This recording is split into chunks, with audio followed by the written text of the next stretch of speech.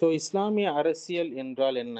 Islamic politics என்றால் என்னன்னு பார்த்தீங்கன்னா, இஸ்லாமிய அரசியல் வந்து சாதாரண இந்த பவர் அரசியல், பவர் பாலிடிக்ஸ் மாரி கிடையாதுங்க. இது அல்லாஹ்வுடைய சட்டம், ஷரியா அடிப்படையில மனித சமூகத்துடைய நீதி, சமநிலை, பொறுப்பு மற்றும் இறையச்சம் கொண்டு நிர்வகிக்கும் ஒரு முழுமையான அமைப்புன்னு சொல்லலாம்.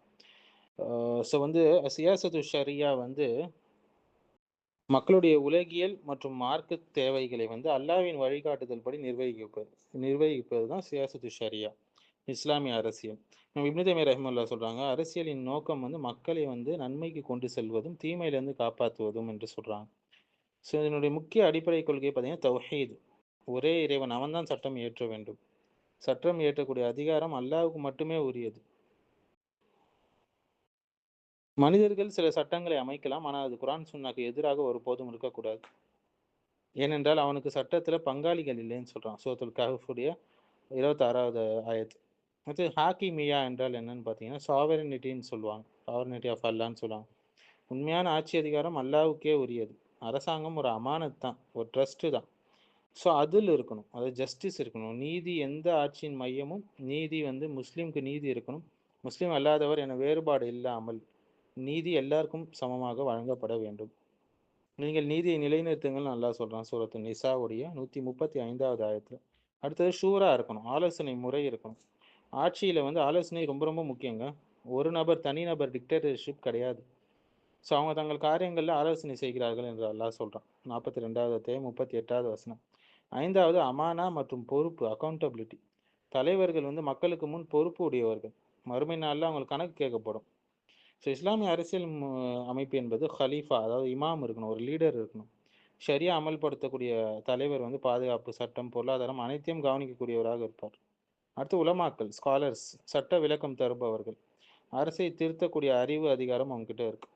அடுத்தது நீதித்துறை, அதாவது காதி சிஸ்டம் சொல்லுவாங்க. ஷரியா அடிப்படையில் தீர்ப்புகள் வந்து கரப்ஷன் இல்லாத நீதிமன்றங்கள் இருக்கணும்.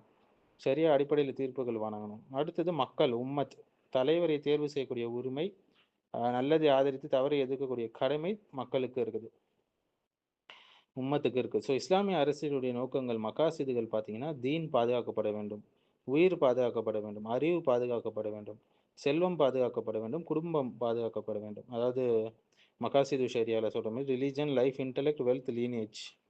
ஸோ பொருளாதாரம், சமூக நீதி, இதெல்லாம் முக்கிய அம்சங்கள். வட்டிக்கு தடை இருக்குது. ஜக்காத் வந்து மூலயமாக ஏழைகள் பாதுகாக்கப்படுறாங்க. மொனோபொலி எக்ஸ்ப்ளாய்டேஷனுக்கு தடை இருக்குது.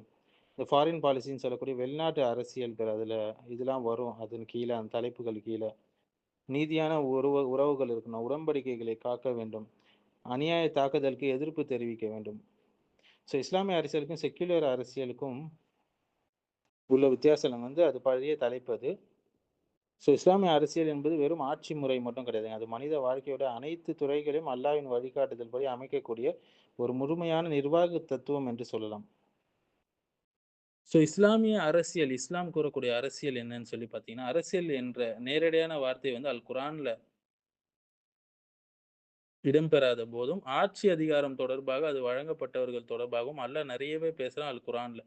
பல இடங்கள்ல சொல்றான். ஸோ ஏகத்துவத்திற்கு முன்னுரிமை வழங்கி, இணை வைப்பின் சாயல் கூட தனக்கோ, தனது சந்ததியினருக்கோ பட்டுவிடக்கூடாது என்ற கொள்கையில இருந்த நபி இப்ராஹிம் அலைஹிஸ்ஸலாம் நம்ம எல்லாருக்குமே தெரியும் இல்லைங்களா? ஸோ வந்து அவங்க அதுல பாருங்க, அல்லாஹ் தன் அருளினால் மனிதர்களுக்கு வழங்கியவற்றின் மீது இவர்கள் பொறாமை கொள்றாங்களா? இன்னும் நாம் நிச்சயமாக இப்ராஹிமுடைய சந்ததியினருக்கு வேதத்தையும் சரி, ஞானத்தையும் எல்லாத்தையும் கொடுத்தோம் என்று அல்லாஹ் சொல்றான். அத்துடன் மாபெரும் அரசாங்கத்தையும் அவர்களுக்கு கொடுத்தோம்னு சொல்றான். 4வது அத்தியாயம் 54வது வசனத்துல. ஸோ அவ்வாறே ஆட்சி அதிகாரம் வழங்கப்பட்ட நபி யூசுப் அலைஹிஸ்ஸலாம் கூட பார்க்கலாம். அவங்களுடைய பிரார்த்தனையை அல்லாஹ் நமக்கு ஞாபகப்படுத்துறாங்க. தனக்கு அல்லாஹ் வழங்கிய ஆட்சி அதிகாரத்திற்காக அல்லாஹ்வுக்கு நன்றி செலுத்திய நபி யூசுப் அலைஹிஸ்ஸலாம். அதிகார மோகத்தினால் ஈமான் இழக்கப்பட்டு விடக்கூடாது என்பதில் எச்சரிக்கையாக இருந்து, யா அல்லாஹ் என்னை உனக்கு முற்றிலும் வழிபட்ட ஒரு உண்மை முஸ்லிமாக மரணிக்க செய் என்று அவங்க துவா செஞ்சாங்க. ஸோ என்னுடைய இறைவனே, நிச்சயமாக நீ எனக்கு அரசாட்சியை தந்து, கனவுகளுடைய விளக்கங்களையும் எனக்கு கற்றுக் கொடுத்த, வானங்கள் பூமியையும் படைத்தவனே, இம்மையிலும் மறுமையிலும் நீ என்னுடைய பாதுகாவலன். முஸ்லீமாக என்னை நீ கைப்பற்றிக் கொள்வாயாக என்று துவா செஞ்சாங்க. இன்னும் நல்லடியார்களுடைய கூட்டத்தில் என்னை சேர்த்துடுவாயாகன்னு சொன்னாங்க.